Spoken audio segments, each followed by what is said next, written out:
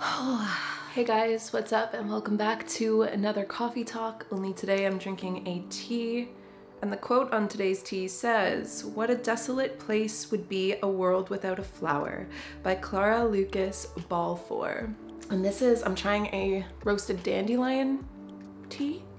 I don't know why, it was yellow. I literally chose it because of the color today. Update on the tea. Didn't like it. Kind of tasted, I don't even know, grassy? Anyway, just wanted to let you know. Didn't love the tea. I wanted to sit and chat with you guys today about a multitude of things. I'm making this a bit of a routine of mine to just make a tea, sit down, and before I embark on my filming day to just have a chat with you guys, because that's really what I started my podcast for. All the way back when, in 2018, the idea or the premise, and still to this day, is it's like sitting down with a friend over a cup of coffee or tea and just talking about life. And I'm still here today doing that, but I definitely think along my journey, along many of the projects that I do, I feel like I tend to sometimes overcomplicate it and think too hard about it and try to officiate myself a little bit more in my presence online, and then I go through the cycle or loop of concluding that I kind of had it right at the beginning and I should have just made it simple, keep it simple. If you have a beverage, let me know what you're drinking down below. And as our topic starter of the day, I've been thinking a lot about adaptability. So I've been thinking about adaptability a lot because I feel that even just in the last 2 years, how quickly things have changed. My personal subsectioned lifestyle has changed through my own choices. And then also too, I mean, we're in a part of history. We're writing a part of history right now. And I'll think back, I'm sure, at some point in the future about how much things like the pandemic and such changed the world and changed it for all of us. And it's obviously having its ripple effects now, and I myself have definitely been paying a bit of attention to the ripples, but trying to find that balance between, you know, keeping my finger on the temperature, but also not jumping in the pool. I guess just how much things seem to be different. And both online and offline, it's something that's been on my mind quite a bit lately. And so when I think about the discomforts that come with some change and the excitements that come with other kinds of change, I keep concluding that no matter what kind of change you're presented with, it's really just about how quickly you're able to adapt. I've done a lot of videos and chats before about non-attachment. It definitely feels like a major crucial ingredient to adaptability is not attaching, and it's such an uncomfortable concept. I know that when I first started to learn about non-attachment, as much as it excited me, it also terrified me, because we get a sense of comfort from the things that we attach to. And it's hard because a lot of the times, whether knowingly or unknowingly, we attach to the status quo, we attach to the way things are, and it's hard for us to perceive that things were ever different in the past or could be different in the future.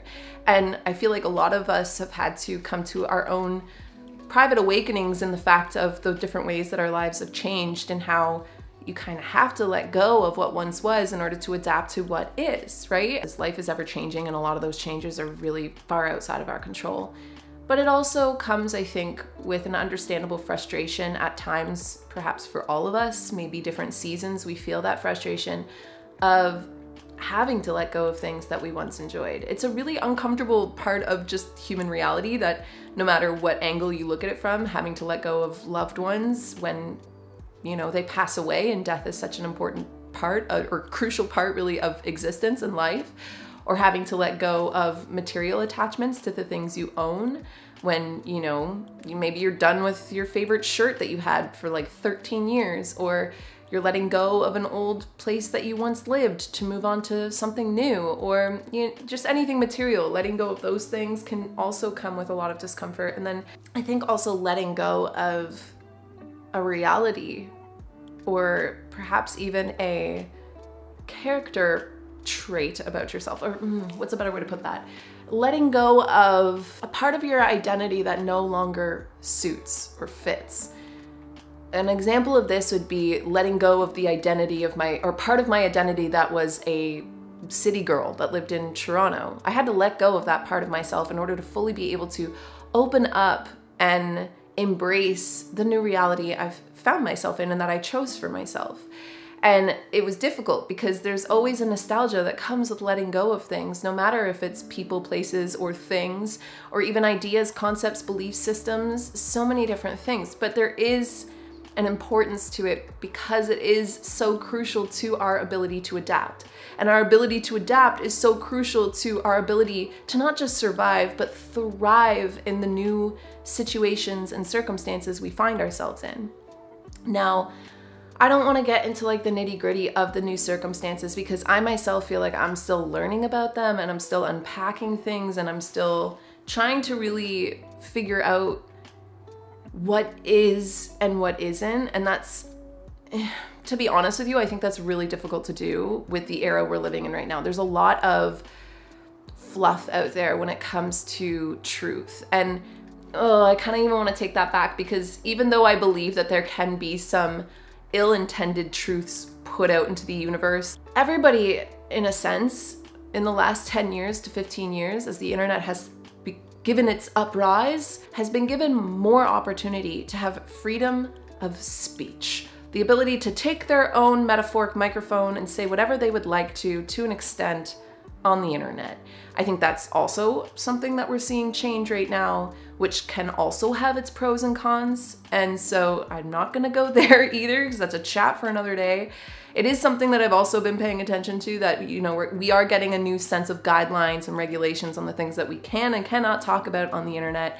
And while part of me believed that that would be an important thing, I think I'm also starting to understand that there's repercussions to those types of regulations and choices as well. All I'm getting at here is that when you give equal opportunity to everybody to say things and share things, it makes me think of being in like grade 7, and there was just that small few, I think it was like 2 or 3 dudes in our class that were, I'm not gonna call them bad apples because they're human beings. They were just, you know, who knows what those children at the time, because they were children, we were all children at the time, were going through, but they definitely just were up to mischief. They always got up to no good and the rest of the class got in trouble for it. That's on a way smaller scale what I feel like is happening on the internet right now, because you have that small few that will use the power of the internet for ill will.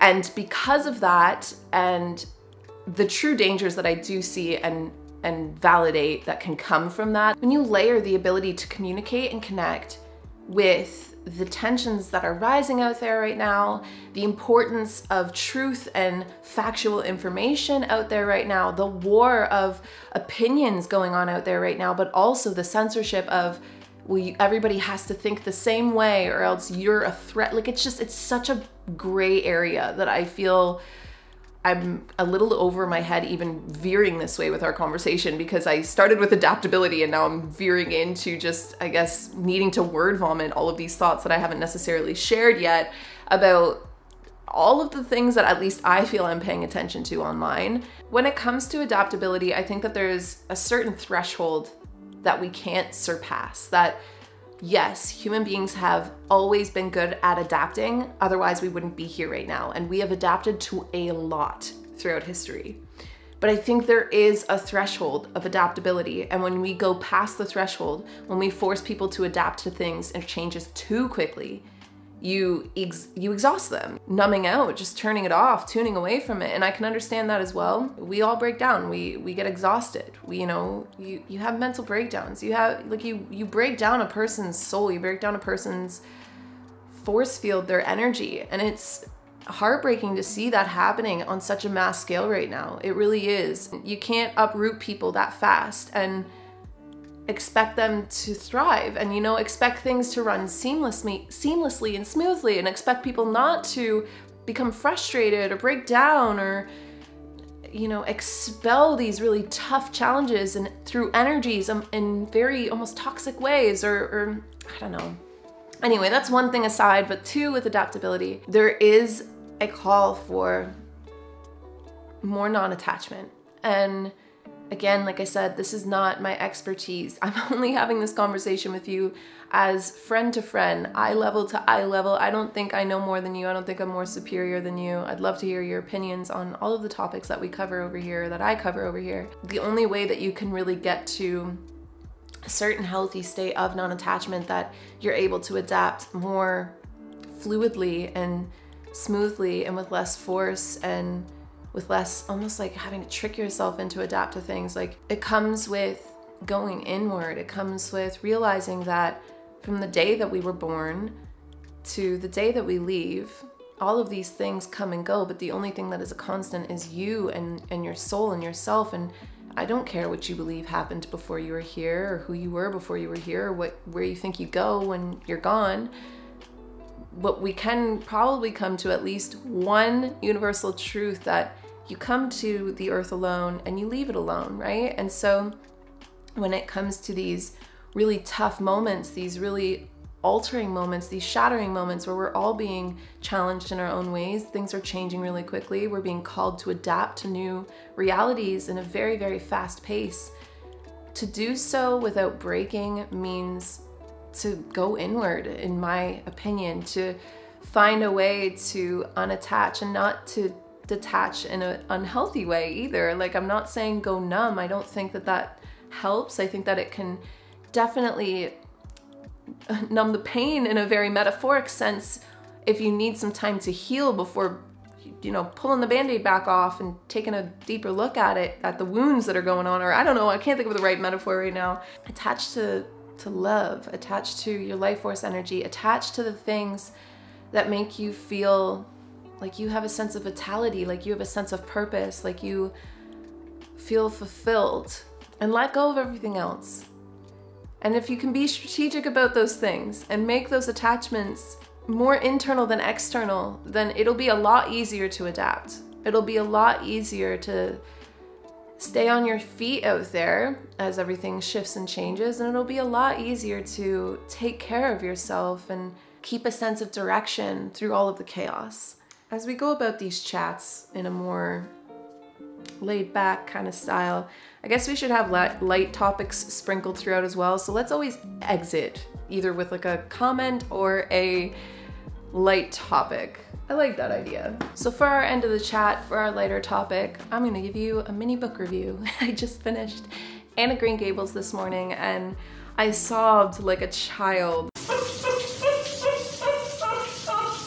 I had to finish it before I did my makeup because I knew it was gonna happen, but oh, this book warmed my soul. As soon as I finished it, I actually finally went back on Goodreads and updated all of the books that I've read so far this year that I hadn't updated since January. I'd just been stocking up my reviews on my notes app on my phone, and honestly, no real excuse. I think I just kind of fell behind updating Goodreads, and then I just kept getting used to putting them in my phone and thinking like, oh, one of these days I'll sit down and I'll import all of these to Goodreads. So today was one of those days because I finished Anne of Green Gables and I just feel like I needed a bear hug with anybody else that had read this. So I try not to read reviews of a book before reading the book. So once I do read the book and write my review, then I go look what everybody else says, because then I don't feel like, you know, my perspective or opinion on the book is persuaded by anybody else's experience of it. And oh, this book, this is definitely added to my favorites. If you haven't read Anne of Green Gables, it's such a classic, so I'm sure a lot of you guys have, but if you haven't and you're just looking for a really warm, kind of like a golden hour feel of a book, I feel like this is it. Not only is L.M. Montgomery's writing style just so beautifully done, the way that she describes nature, the way that she describes PEI, which also growing up as a kid going to PEI every summer, I have a lot of family there, so it was just such a warm, nostalgic read for that reason as well. But just if you haven't even been to PEI and you want to hear about it, and Anne herself, it's a book about an orphan in the 1800s who gets adopted. And they thought they were adopting a boy to help on the farm, and they end up getting a girl. And without any spoilers, it's just basically following along her growth and her upbringing, and it's such a beautiful, beautiful read. I really do wish I had read this when I was younger. I had the full set, again, my family being from PEI, so we had the full set, and I remember my sister reading them, but I never did. And I wish I had, because I feel like I would have found a friend in Anne back in the day, and she would have made me feel a little bit better about some of my weird childhood quirks. But yeah, highly recommend this read. I gave it 5 stars on Goodreads, so I'm giving this one 5 cups of coffee out of 5, and I definitely will be keeping this. This is a special edition one. It's from Anna Bond of Riffle Paper, Puffin Books. If I can find the one that looks like this, I'll leave it in the description box down below, but it's just so cute. I wish they had done all of the Anne of Green Gables books in this style, but I did pick up books 2 and 3 for the winter time, and I'm so excited to read them and go back to Avonlea.